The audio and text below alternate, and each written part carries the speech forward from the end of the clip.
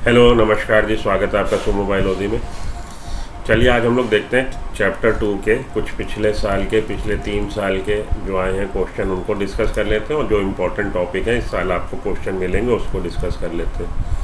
Okay, चलिए 2020 में देखिए क्वेश्चन आया, पूछ रहा विच of the following is correct about virus. तो वायरस क्या है? वायरस हमारा डीएनए और आरएनए का स्ट्रैंड और उसके चारों तरफ प्रोटीन का कोट वायरस। वायरॉइड में क्या होगा? वायरॉइड में केवल आरएनए होगा, प्रोटीन का कोट नहीं होगा। They have free RNA without protein coat. ये ऑप्शन आप इसको टिक लगाइए, 4 नंबर जेब में रखिए, आगे बढ़िए। Which of the following statement is incorrect. Incorrect बताना। मॉरल स्ट्रफल एडेबल डेलिकेसीज आपकी बुक में लिखा है। Claviceps is the source of many alkaloid. LSD lysergic acid diethylamide. Claviceps हमारा बनाएगा फ्रूटिंग बॉडी कॉम्पैक्ट होके ठोस हो स्क्लेरोशिया, और स्क्लेरोशिया से हम लोग एक्सट्रैक्ट करते हैं एल्केलॉइड्स। उन एल्केलॉइड्स में है लाइसर्जिक एसिड हेलोसिनोजिनिक नेचर का है कि ये इसके लेने से भ्रमजाल वाली स्थिति पैदा होती है। उन चीज़ों को आप परसीव करने लगते हैं जो है भी नहीं। हेलोसिनोजन कराता है। तो you will start seeing the sound and hearing the picture. आपको साउंड सुनाई देने लगेगी, साउंड दिखाई देने लगेगी और पिक्चर सुनाई देने लगेगी। ये होता है आपका हेलोसिनेशन। तो क्लेविसेप्स सोर्स है, बिल्कुल ठीक बात है, ये सारे स्टेटमेंट ठीक है। और आपका क्लास 12 की बुक में जहाँ ड्रग्स है वहाँ पे एलएसडी का जिक्र है हेलोसिनोजेनिक इफेक्ट में, और क्लेविसेप्स की फ्रूटिंग बॉडी स्क्लेरोशिया से हम लोग इसको ले रहे हैं। Conidia produce exogenously. Conidia exogenously produce होते हैं। हाँ जी, कोनिडियोफोर पे कोनिडिया एक्सोजिनसली बाहर की तरफ से प्रोड्यूस होते हैं, और एस्कोस्पोर्स एंडोजिनसली। एस्कोस्पोर्स प्रोड्यूस करते हैं एस्कोमाइसिटीज में। सैक लाइक स्ट्रक्चर है, झोले नुमा, और उसमें बनते हैं एस्कोस्पोर्स। ये भी स्टेटमेंट ठीक है। कोनिडिया एक्सोजिनसली बनते हैं, एस्कोस्पोर्स एंडोजिनसली बनते हैं। तो स्टेटमेंट गड़बड़ कौन सा है? ये है, कह रहा है east has filamentous body long side like Haifa. East हमारा यूनिसेलुलर फंजाई है, मल्टी सेलुलर नहीं, उसमें हाइफा नहीं मिलेंगे। ये स्टेटमेंट गलत है, इसलिए ये विकल्प ठीक है, आप इसको चुनिए, आगे बढ़िए। Which of the following statement is incorrect. कौन सा इनकरेक्ट है? Viroid lack protein coat. Viroid में प्रोटीन कोट नहीं होता, अभी हम लोगों ने देखा था। Virus are obligate parasites. Virus हमारे ऑब्लिगेट पैरासाइट है, बिल्कुल ठीक बात है। Infective constituents in virus is the protein. Virus का जो इन्फेक्शन करने की जो क्षमता है, 2 चीज़ें हैं उसके पास, प्रोटीन कोट और डीएनए या आरएनए। किसकी वजह से? जेनेटिक मटेरियल डीएनए और आरएनए की वजह से। प्रोटीन कोट की वजह से इन्फेक्शन नहीं होता। यहाँ पे तीसरे स्टेटमेंट में कह रहा है कि वायरस की इन्फेक्शन करने की क्षमता उसके प्रोटीन कोट के कारण है। यही स्टेटमेंट गलत है, इसको चुनिए, 4 नंबर जेब में डालिए, आगे बढ़िए। अब आ रहा है हमारा match the column 1 with column 2। Column 1 में सैप्रोफाइट क्या होते हैं? जो डेड ऑर्गेनिक कंपाउंड्स को ब्रेक डाउन करके अपना भोजन प्राप्त करते हैं। तो ये हो गया decomposition of dead organic material. A के आगे लिख लीजिए आप 2। पैरासाइट्स क्या हैं? जो दूसरे पे आश्रित होकर अपना जीवन बिताते हैं, लिविंग ऑन लिविंग प्लांट्स और एनिमल्स। बी के आगे लिख लीजिए 3। लाइकेंस क्या है? सिम्बायोटिक एसोसिएशन है एल्गी और फंजाई का। सी के आगे लिख लीजिए 4 और डी के आगे 1 बगैर पढ़े, क्योंकि अब हमें पढ़ने की जरूरत नहीं, तीनों मिल चुके हैं। खैर देख लीजिए माइकोरिजा क्या? माइकोरिजा फंगल एसोसिएशन है with roots cells of higher plant. Pinus में भी आपको मिलता है। तो mycorrhiza symbiotic association fungal with higher plant cells root cells. तो ये हमारा हो गया मैच। चलिए आगे चलता हूँ। Select the incorrect statement. Pseudopodia locomotory organ feeding structure in sporozoan. तो देखिए प्रोटोजोआ जो कि प्लेस किया गया यूनिसेलुलर एनिमल्स है, प्लेस किए गए हैं किसमें? प्रोटिस्टा में। प्रोटिस्टा हमारा यूनिसेलुलर यूकैरियोट्स को रिप्रेजेंट करता है, उसमें प्रोटोजोआ भी हैं। प्रोटोजोआ को हम लोग फर्दर बांट देंगे ऑन द बेसिस ऑफ उनके locomotory organ. Amoeboid protozoan, ciliated protozoan, flagellated protozoan और स्पोरोजोवन। स्पोरोजोवन में कोई भी लोकोमोटरी ऑर्गन नहीं होता। स्पोर फॉर्मेशन करना उनकी खासियत है। प्लाज्मोडियम इसका एग्जाम्पल है। अमीबॉइड ये जो सीडोपोडिया की वजह से अमीबॉइड मूवमेंट आता है, और अमीबॉइड प्रोटोजोवन में सीडोपोडिया की प्रेजेंस देखने को मिलेगी, सच एज अमीबा। तो यही रॉन्ग स्टेटमेंट है। अगर आपको इतना ज्ञान है तो देखिए नीट में आपको चाहिए स्पीड, और स्पीड आएगी प्रैक्टिस से और आपकी नॉलेज से। अगर आपको अपने पे कॉन्फिडेंस है, आपको हर बातें, और आप डावाडोल नहीं हो रहे, तो ये पहला ही स्टेटमेंट जब आप समझ जाओगे रॉन्ग है, तो आगे के 3 पढ़ने की ज़रूरत नहीं है, एक ही गलत है। तो अपना समय बचाइए और इनको ना पढ़िए। सीडोपोडिया लोकोमोटरी ऑर्गन स्पोरोजोवन के नहीं होते, हमें ये बात पता है। सीडोपोडिया किस में मिल रहा है? अमीबॉइड प्रोटोजोवन में। तो इसी को टिक लगाइए, आगे बढ़िए। लेकिन हम लोग डिस्कशन कर रहे हैं नॉलेज के लिए। सेल वॉल प्रेजेंट है फंजाई में काइटिन की बनी, प्लांटी में सेलुलोज की बनी। माइटोकॉन्ड्रिया में पावर हाउस बोलते हैं क्योंकि एटीपी जनरेट होते हैं, एरोबिक रेस्पिरेशन होता है। सेलुलर रेस्पिरेशन एरोबिक रेस्पिरेशन की साइट है हमारा माइटोकॉन्ड्रिया। तो ये सारे स्टेटमेंट ठीक। आगे चलता हूँ, समय आपका बचाता हूँ। विच one of the among is not a prokaryote? Prokaryotic cells को रिप्रेजेंट करता है, किसमें रखा गया है? Kingdom Monera.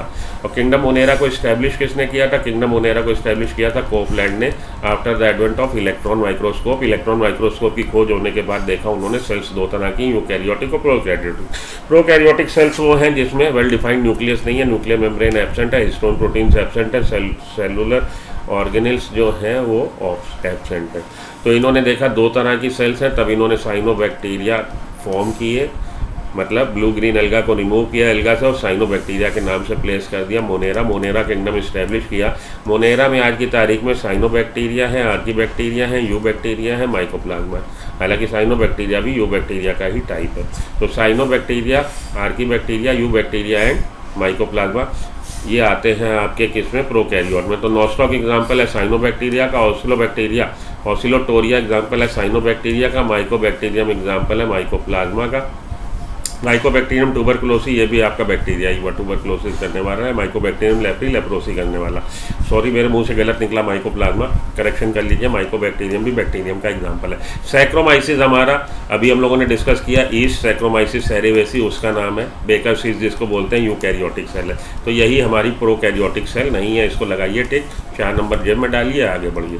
Which of the following organisms are known as chief producer of ocean? तो ये आपकी बुक की लाइन है, आपकी बुक में डायरेक्ट लिखा हुआ है, साफ साफ एकदम। Which one of the following organisms are known as chief producer? Diatoms and desmids are the chief producer in case of ocean. आपने डायटम्स को टिक लगाना है, 4 नंबर जेब में डालने, आगे बढ़ना है। अब हम लोगों ने ये डिस्कस, देखिए 20 के 19 के 18 के क्वेश्चन चल रहे हैं। Ciliate differ from all other protozoans in, ये आपकी बुक में डायरेक्ट लाइन क्वेश्चन नहीं है, लेकिन अगर आपने बुक ध्यान से पढ़ी है, अप्लाई कर लेंगे कॉन्सेप्ट, तो ये क्वेश्चन भी क्रैक कर लेंगे। हालांकि ये जो यहाँ पे बात पूछी गई है आपकी एनसीईआरटी इस बारे में कुछ बात नहीं कर रही है, हालांकि ट्रूमैन बायोलॉजी में इसका डिटेल डिस्क्रिप्शन है। चलिए देखते हैं, पढ़ते हैं क्या है। Ciliate differ from other protozoan. Ciliate other protozoan से अलग है। कैसे अलग है? Using pseudopodia for capturing prey. Pseudopodia किस में मिलेंगे? अमीबॉइड में मिलेंगे आपके प्रोटोजोवन में, अमीबा वगैरह में। तो आप अगर वो अपनी एनसीईआरटी पढ़ के गए तो ये समझ जाएंगे आप, ये वाला नहीं हो सकता। यूजिंग फ्लैजिला, फ्लैजिलेट में मिलेंगे, ये भी नहीं हो सकता। हैविंग अ कॉन्ट्रैक्टाइल वैक्यूल, ये भी आपकी बुक में लिखा है कि कॉन्ट्रैक्टाइल वैक्यूल किस में मिलती है? कॉन्ट्रैक्टाइल वैक्यूल हमको मिल रही है प्रोटोजोवंस में। प्रोटोजोवंस कौन से? प्रोटोजोवंस हमारे जो फ्रेश वाटर में रह रहे हैं प्रोटोजोवंस, जैसे कि अमीबा। अमीबा में आपको मिलेगी contractile vacuole. Contractile vacuole for removing excess water, क्योंकि वो फ्रेश वाटर ऑर्गेनिजम्स हैं, अंदर की तरफ सांद्रता ज़्यादा, पानी अंदर आ जाएगा, इसलिए उनको ज़रूरत पड़ती है पानी को रिमूव करने की। तो इसका एग्जाम्पल आपका है अमीबा।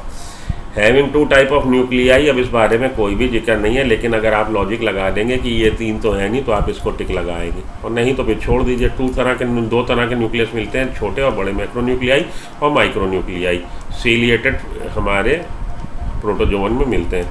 तो देखिए 2 तरह के nuclei, the ciliated protozoan are group of protozoan characterize by the presence of hair like organelles called cilia. Cilia मिल रहा है, सीलिया यूज हो रहा है लोकोमोशन के लिए, फूड गैदरिंग के लिए। Another characteristic feature of the having 2 type of nuclei namely somatic macronucleus and micronucleus. तो मैक्रोन्यूक्लियस जो है उसकी सोमैटिक एक्टिविटी को गवर्न कर रहा है, माइक्रोन्यूक्लियस छोटे वाला न्यूक्लियस उसकी जेनेटिक एक्टिविटी को, जेनेटिक कंट्रोल मैकेनिज्म को गवर्न कर रहा है, जेनेटिक से संबंधित छोटा वाला। After karyogamy, karyogamy plasmogamy 2 term है। प्लाज्मोगैमी का मतलब है 2 सेल का साइटोप्लाज्म का फ्यूज होना, वो हो जाएगा प्लाज्मोगैमी। प्लाज्मोगैमी और कैरियोगैमी में थोड़ा सा डिफरेंस, मतलब डिले होगा। तो थोड़ी देर के लिए एक ही सेल में 2 कैरियोन, कैरियोन का मतलब होता है न्यूक्लियस, देखिए कैरियोन का मतलब है न्यूक्लियस, तो एक ही सेल में 2 न्यूक्लियस है, डाई कैरियोन स्टेज आ जाएगी थोड़ी देर के लिए, क्योंकि प्लाज्मोगैमी तो हो गई, दोनों के साइटोप्लाज्म प्रोटोप्लाज्म तो फ्यूज हो गए, लेकिन अभी न्यूक्लियस फ्यूज नहीं हुआ। न्यूक्लियस फ्यूज होने को बोलते हैं कैरियोगैमी। तो after karyogamy followed by mitosis, karyogamy हुई, एन स्टेज का न्यूक्लियस एन स्टेज के न्यूक्लियस से फ्यूज हुआ, 2n न्यूक्लियस बन गया, और अब इसमें हो जाएगा मियोसिस, डिप्लॉयड बन जाएंगे spores. After karyogamy followed by meiosis, meiosis हो गई, स्पोर्स आर प्रोड्यूस एक्सोजिनसली। एक्सोजिनसली स्पोर्स किस में बनते हैं? एक्सोजिनसली स्पोर्स बनते हैं आपके बेसिडियोमाइसिटीज़ में। और बेसिडियोमाइसिटीज़ का यहाँ एग्जांपल है एगैरिकस। नहीं समझ में आई बात, फिर से समझो, 2 मिनट यहाँ ले लो। देखिए 2 सेल का साइटोप्लाज्म का फ्यूज होना कहलाएगा प्लाज्मोगैमी। 2 सेल का साइटोप्लाज्म फ्यूज हो गया और लगे हाथ अगर इनका न्यूक्लियस भी फ्यूज हो जाता तो कैरियोगैमी हाथ के हाथ हो जाती, लेकिन इसमें थोड़ा सा डिले रुक के होगा। ये किस में मिलता है आपको? एस्कोमाइसिटीज़ और बेसिडियोमाइसिटीज़ के मेंबर में ये चीज़ देखने को मिलेगी आपको। उसके बाद ये या तो अगर एस्कोमाइसिटीज़ का मेंबर है तो ये कहलाएगी एसिडियम मदर सेल, और अगर ये बेसिडियोमाइसिटीज़ का मेंबर है ये कहलाएगी बेसिडियम मदर सेल। इससे बनेगी फ्रूटिंग बॉडी एसिडिया और बेसिडिया। अब उसके अंदर बनेंगे ascospores by mean of meiosis division, क्योंकि जब कैरियोगैमी हो जाएगी, दोनों न्यूक्लियस फ्यूज हो जाएंगे, तब ये सेल कैसी हो जाएगी? डिप्लॉयड हो जाएगी। अभी कैसी है? अभी डाइकैरियोटिक स्टेज है। डाइकैरियोटिक स्टेज की 2 कैरियन 2 न्यूक्लियस हैं इसमें फॉर टाइम भी। एक न्यूक्लियस इसका, एक न्यूक्लियस इसका, दोनों फ्यूज हुए तो दोनों के द्रव्य तो फ्यूज हो गए, लेकिन अभी केंद्रक फ्यूज नहीं हुआ। केंद्रक रुक के फ्यूज होगा, तब स्टेज हो जाएगी 2n। जब केंद्रक फ्यूज हो जाएगा तब हो जाएगा मियोसिस। मियोसिस हो जाने के बाद स्पोर बनेंगे, और स्पोर एक्सोजिनसली बनते हैं बेसिडियम पे। बेसिडियम क्लब लाइक स्ट्रक्चर है, क्लब लाइक स्ट्रक्चर गदानुमा, ये है बेसिडियम। इस पे बनेंगे स्पोर्स, बेसिडियो स्पोर्स। और अगर एस्को स्पोर्स वाली कंडीशन होती, एस्कस होता, तो ये एस्कस थैलेनुमा स्ट्रक्चर में बनते और 8 बनते। ज़्यादातर 8 बनते हैं, क्योंकि मियोसिस होने के बाद लगे हाथ माइटोसिस हो जाएगी। एक पेरेंटल सेल में मियोसिस अगर होगा तो एक सेल से बनती हैं 4 डॉटर सेल। तो मियोसिस 2n स्टेज की सेल, मियोसिस होने से 4 हैप्लॉइड स्पोर और लगे हाथ माइटोसिस, तो ये फिर से 2 में बढ़ गए तो 8। इसीलिए एस्कोस्पोर्स ज़्यादातर 8 बनते हैं, एंडोजिनसली बनते हैं, जबकि बेसिडियो स्पोर्स 4 बनते हैं, क्लब लाइक स्ट्रक्चर पे बनते हैं, एक्सोजिनसली बनते हैं। ठीक है जी। तो आंसर क्या है? अगारिकस, क्योंकि यहाँ पे बेसिडियम उसने बोला है एक्सोजिनसली बन रहे हैं, तो आपने किसको चुनना है? अगारिकस को चुनना है। ऑल्टरनेरिया यहाँ पे ड्यूटरोमाइसिटीज़ का मेंबर है। ऑल्टरनेरिया में सेक्सुअल रिप्रोडक्शन स्टेज नोन ही नहीं है, जबकि न्यूरोस्पोरा और सैकोमाइसिस एस्कोमाइसिटीज़ के मेंबर है। तो आपको चुनना था एस्कोमाइसिटीज़ या बेसिडियोमाइसिटीज़ के मेंबर में किसी एक को। यहाँ पे इसलिए अगारिकस को हमने चुना है, क्योंकि बोल रहा है स्पोर्स जो बने हैं एक्सोजिनसली बने हैं। अगर उसने बोला होता है स्पोर्स एंडोजिनसली बने हैं, तो न्यूरोस्पोरा या सैक्रोमाइसिस, हम लोग न्यूरोस्पोरा को चुनना पसंद करते, क्योंकि वो एस्कोमाइसिटीज़ का मेंबर है। लेकिन अगर ये लिखा होता कि स्पोर्स एंडोजिनसली बने, तब उसमें वहाँ पे मेंबर भी एस्कोमाइसिटीज़ का एक ही दिया होता। क्लियर हो गई बात? चलिए 4 नंबर आपने पकड़े, आगे बढ़िए। विच one of the following statement about mycoplasma is not is wrong. यहाँ पे आके मैं अपनी वाणी को 2 मिनट के लिए विराम देता हूँ। तो पिछले 3 साल का 2020, 19, 18 का अगर आप थोड़ा सा स्क्रूटनी करोगे तो आप देखोगे कि ज़्यादातर क्वेश्चन जो आए हैं वायरस या वायरॉइड से आए हैं। ठीक है, वायरस या वायरॉइड्स के ज़्यादातर क्वेश्चन है, और माइकोप्लाज्मा का भी एक क्वेश्चन था। इस बार जो आपको इस चैप्टर से उम्मीद है क्वेश्चन मिलने की, माइकोप्लाज्मा पढ़ लीजिए, माइकोप्लाज्मा से क्वेश्चन आने की उम्मीद है। बैक्टीरिया, आर्कीबैक्टीरिया पढ़ लीजिए, उनका डिफरेंस, बैक्टीरिया और आर्कीबैक्टीरिया क्या डिफरेंस है। और साथ में पढ़ना है आपने किसको? माइकोप्लाज्मा, बैक्टीरिया, और आपने फंजाई में सेक्सुअल रिप्रोडक्शन की स्टेज को पढ़ना है। एस्कोमाइसिटीज़, बेसिडियोमाइसिटीज़ का वही कैरियोगैमी वाला कॉन्सेप्ट आपने समझना है। इन 3 चीज़ों पे फोकस ज़रूर करिए, बाकी तो रब रखा, आप किसी भी चीज़ को छोड़ नहीं सकते। फिर से समझिए मैं क्या कह रहा हूँ। मैं कह रहा हूँ इस साल जो आपको क्वेश्चन मिल सकता है माइकोप्लाज्मा का, जहाँ पे दे रखा है 4-6 लाइनें हैं, पढ़ लीजिए कि इनमें सेल वॉल नहीं होती। माइकोप्लाज्मा में स्मॉलेस्ट लिविंग सेल है, स्मॉलेस्ट लिविंग है। और साथ के साथ पेनिसिलिन के लिए, पेनिसिलिन इस पर इफेक्ट नहीं करेगा क्योंकि सेल वॉल नहीं है। साथ के साथ ऑक्सीजन की प्रेजेंस के बगैर भी सर्वाइव करेगा। सेल वॉल नहीं है, अपनी शेप बदलता रहेगा, प्लियोमॉर्फिक इन नेचर है। ये जो 4-6 लाइनें लिखी हैं इनको अच्छे से पढ़ लीजिए। उसके अलावा स्लाइम मोल्ड्स को पढ़ लीजिए। स्लाइम मोल्ड्स में जो 4-6 लाइनें लिखी हैं कि they move along with decaying twig with water, ये लिखा है। और ये लिखा है कि भाई under vegetative condition they show aggregation known as plasmodium, और जब अनफेवरेबल कंडीशन होती हैं प्लाज्मोडियम डिफ्रेंशिएट हो जाता है, फ्रूटिंग बॉडी बनाता है। फ्रूटिंग बॉडी के टिप पे स्पोर्स हैं। स्पोर्स ट्रू स्पोर्स है, सेल उसमें सेल वॉल है। लेकिन एक चीज़ यहाँ याद रख लीजिएगा, बोलने जो जा रहा हूँ, यहाँ पे जो ट्रू वॉल बन रही है, सेल वॉल बन रही है स्पोर में, वो सेलुलोजिक नेचर की है, सेलुलोज की बनी है। जबकि आपके फंगस में जो सेल वॉल होती है वो काइटिन की बनी होती है। ये फ़र्क है। और एयर करंट्स के साथ ये डिस्पर्स हो जाएंगे सेलुलोजिक सेल वॉल वाले स्पोर्स। ये बात याद रख लीजिएगा। स्लाइम मोल्ड्स को पढ़ लीजिएगा, माइकोप्लाज्मा को पढ़ लीजिएगा, और फंजाई की सेक्सुअल रिप्रोडक्शन की स्टेज को, कैरियोगैमी, प्लाज्मोगैमी को पढ़ लीजिएगा। उनके बीच में डाइकैरियोटिक स्टेज आती वो पढ़ लीजिएगा। पूरा चैप्टर पढ़ना, आपने छोड़ना कुछ भी नहीं कि बाहर निकल के मुझे आप ढूंढे कहाँ है भैया लट पिला के तेल में ढूंढ रहा हूँ कि सर ने बोला था ये 3 पढ़ना आपने सब है, लेकिन उम्मीद मेरे को है कि इन तीनों से क्वेश्चन आएगा। बाकी फिर 13 तारीख को जब हम लोग सेशन करेंगे तब देखेंगे कितनी प्रेडिक्शन सही हुई। हर चैप्टर से मैं आपको आने वाले कुछ दिनों में कुछ बताऊंगा कि ये चीज़ जरूर पढ़िए। तो चलिए अब लौट के आते हैं माइकोप्लाज्मा के बारे में, क्या चीज़ रॉन्ग है। प्लियोमॉर्फिक है, बिल्कुल है, क्योंकि उनमें सेल वॉल नहीं, सेंसिटिव टू पेनिसिलिन है, यही गलत है। पेनिसिलिन के लिए सेंसिटिव नहीं है क्योंकि सेल वॉल नहीं है। ये क्या बात हुई, अरे भैया पेनिसिलिन का काम करने का तरीका यही एंटीबायोटिक है, तो बैक्टीरिया की सेल वॉल नहीं बनने देता तो बैक्टीरिया का प्रोपोगेशन नहीं होगा। यहाँ पे सेल वॉल है ही नहीं तो एक्ट कैसे करेगा। They causes disease in plant, सही बात है। They are the smallest living cell, can survive without oxygen, सही बात है। बाकी के स्टेटमेंट सही है, गलत क्या है, सेंसिटिव टू पेनिसिलिन गलत है। Which of the following option is correct, heterocyst is thin walled and helps in nitrogen fixation, thick walled होती है, इम्परमियस टू गैसियस एक्सचेंज होती है, नाइट्रोजन फिक्सेशन करती है, लेकिन थिन वॉल्ड है, ये बात गलत है। आर्कीबैक्टीरिया ओल्डेस्ट लिविंग, ये सही है। Fossil cell wall of archaebacteria and eubacteria are different but cell membrane are similar. Cell membrane सिमिलर नहीं है, सेल मेम्ब्रेन अलग है और सेल वॉल भी अलग है, सेल मेम्ब्रेन भी अलग है। सेल मेम्ब्रेन एक ही जैसी नहीं है, इसमें ब्रांच चेन लिपिड्स मिल रहे हैं, तभी आर्कीबैक्टीरिया आपको एक्सट्रीम हार्ड कंडीशंस में भी, एक्सट्रीम हार्श कंडीशन में भी आर्कीबैक्टीरिया सर्वाइव कर जाता है। Penicillin and effective agent against mycoplasma, ये बात गलत, ये बात गलत, ये बात गलत। तो सही कौन सा, आर्कीबैक्टीरिया ओल्डेस्ट लिविंग ऑर्गेनिज्म है, ये बात सही। ठीक है जी, चलिए आगे। Which of the following organism do not depend on reproduction to exchange genetic information. अब आप समझिए, हम लोग कहते हैं कि sexual reproduction is the cause of variation क्योंकि गैमीट फ्यूज़न होंगे, गैमीट फॉर्मेशन होगा, लेकिन हम लोग के बैक्टीरिया में actual sexual mode of reproduction नहीं है।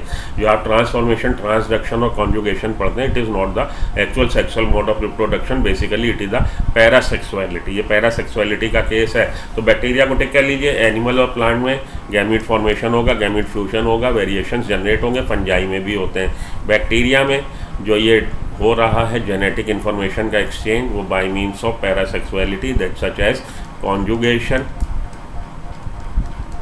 ट्रांसफॉर्मेशन एंड ट्रांसडक्शन, ट्रांसफॉर्मेशन और ट्रांसडक्शन, ये 3 प्रोसेस हैं जिससे जेनेटिक मटेरियल का एक्सचेंज हो रहा है। कॉन्जुगेशन ट्यूब बनेगी 2 बैक्टीरियल सेल के बीच में और कॉन्जुगेशन ट्यूब से प्लाज्मिड ट्रांसफ़र कर दिया जाएगा। Pili responsible for formation of conjugation tube. Transformation क्या है, जब बैक्टीरियल सेल एक्सटर्नल मीडियम से कोई भी जेनेटिक मटेरियल टेकन इन कर लेती है, अंदर ले लेती है, तो ट्रांसफॉर्म्ड हो जाती है। ट्रांसडक्शन क्या है, transfer of genetic material into bacterial cell with the help of virus. Virus की सहायता से जब कोई जेनेटिक मटेरियल ट्रांसफ़र होता है बैक्टीरिया में तो उसको ट्रांसडक्शन बोलते हैं। तो ये तीनों टर्म है, याद रख लीजिएगा, समझ लीजिएगा। Archaebacteria differ from you bacteria in one of the following picture. हमने बोला था अभी आर्कीबैक्टीरिया यू बैक्टीरिया पढ़ लीजिए। रिजिड सेल वॉल दोनों में होती है, this cell wall like peptidoglycan component, यही बात ठीक है। आर्कीबैक्टीरिया में पेप्टिडोग्लाइकेन कंपोनेंट नहीं है, जबकि यू बैक्टीरिया की सेल वॉल मेनली पेप्टिडोग्लाइकेन की बनी है। ये डिफरेंस है दोनों की सेल वॉल में। They have 16S RNA, 16S RNA इसमें भी और इसमें भी, दोनों में मिलता है, ये डिफरेंस नहीं है। दे आर वेरी एंशियंट होना भी कोई बहुत ज़्यादा डिफरेंस नहीं है कि दोनों ही डिफरेंस है, दोनों ही एंशियंट है। तो लैक्स सेल वॉल इसको चुन लीजिए, they sell wall lakhs peptidoglycan, ये डिफरेंस है। Cyanobacteria is you bacteria, cyanobacteria is oxygenic and nitrogenous. क्या मतलब है इसका कि ऑक्सीजनिक फोटोसिंथेसिस करेगा, जब फोटोसिंथेसिस करेगा ऑक्सीजन लिबरेट होगी। इस तरह के बैक्टीरिया को हम साइनोबैक्टीरिया को ऑक्सीजनिक बोलते हैं। नॉन ऑक्सीजनिक होता कि फोटोसिंथेसिस तो कर रहा है लेकिन ऑक्सीजन नहीं निकल रही। तो कुछ बैक्टीरिया ऐसे हैं जो फोटोसिंथेसिस तो करते हैं, ऑक्सीजन नहीं निकलती क्योंकि हाइड्रोजन डोनर वहाँ पे H2O नहीं है। हाइड्रोजन की जगह हाइड्रोजन सल्फाइड है या कुछ और है, या हाइड्रोजन डायरेक्ट वो एटमॉस्फेयर से ले लेते हैं। तो ऐसे हमारे बैक्टीरिया जो वाटर को एज अ हाइड्रोजन डोनर इस्तेमाल नहीं कर रहे हैं, उनकी जो फोटोसिंथेसिस है वो anoxygenic type of photosynthesis है। लेकिन ये साइनोबैक्टीरिया वाटर को स्प्लिट करते हैं, हाइड्रोजन लेते हैं, हाइड्रोजन डोनर वाटर ही है। तो इनमें ऑक्सीजनिक फोटोसिंथेसिस होगी, ऑक्सीजन लिबरेट होगी। और नाइट्रोजिनेस एंजाइम है, nitrogenous enzyme is responsible for the fixation of nitrogen. Atmospheric nitrogen का अमोनिया में कन्वर्जन नाइट्रोजन फिक्सेशन होता है। नाइट्रोजिनेस एंजाइम का रोल है साइनोबैक्टीरिया में, ये आपको मिलेगा। तो साइनोबैक्टीरिया नॉस्टॉक कैसा है, ऑक्सीजनिक इन नेचर है, साथ के साथ नाइट्रोजिनेस एंजाइम उसमें मिल रहा है। Which of the following is true about prions. Prions के बारे में कौन सा स्टेटमेंट इनमें से ठीक है। तो ये कैसे हैं, ये हमारे प्रोटीन मॉलिक्यूल्स हैं जो अब नॉर्मली फोल्डेड है, प्रायॉन्स, और ये इन्फेक्शियस है। यूजफुल पॉलीसैकेराइड्स नहीं है, न प्रोटीन है। High molecular weight infectious protein है। स्मॉल न्यूक्लियर फ्रेगमेंट्स नहीं है। Low molecular weight infectious. अब इन दोनों में से एक स्टेटमेंट ठीक है, इन्फेक्शियस प्रोटीन है। लो मॉलिकुलर वेट कि high molecular weight? Low molecular weight infectious protein है, आपकी बुक में साफ साफ ये लिखा है, these are the low molecular weight infectious protein. Nucleic acid does not occur in, nucleic acid किस में नहीं होता? तो हमारा न्यूक्लिक एसिड जो है प्रायॉन में नहीं होता, ये केवल प्रोटीन के मॉलिक्यूल्स हैं जो एबनॉर्मली फोल्डेड है और हाईली इन्फेक्शियस है। तो प्रायॉन में हमारे न्यूक्लिक एसिड नहीं है। ठीक है जी। इंपॉर्टेंट टॉपिक आखिरी में आके फिर से एक बार आप लोग को याद दिला दूं, माइकोप्लाज्मा पढ़ लीजिए, फंजाई में सेक्सुअल रिप्रोडक्शन पढ़ लीजिए, स्लाइम मोल्ड्स की पढ़ लीजिए, 4-6 लाइनें जो दी है, और आर्कीबैक्टीरिया पूरे चैप्टर में इन पे फोकस करिए। इसके अलावा चैप्टर में कुछ भी आपने छोड़ना नहीं, पढ़ना सब है। लेकिन जो मुझे उम्मीद दिख रही है, पिछले 3 साल का ट्रैक रिकॉर्ड और इस साल जहाँ से वो क्वेश्चन फॉर्म करेंगे, मोस्ट प्रोबेबली माइकोप्लाज्मा और स्लाइम मोल्ड से फॉर्म करेंगे।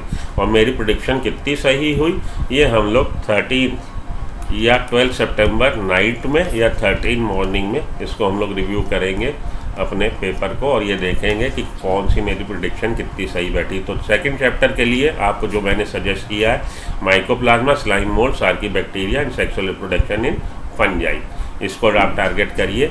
अगले चैप्टर की तैयारी करके मैं आपसे फिर मिलता हूँ ब्रेक के बाद। Till then good luck, good bye, have a nice day.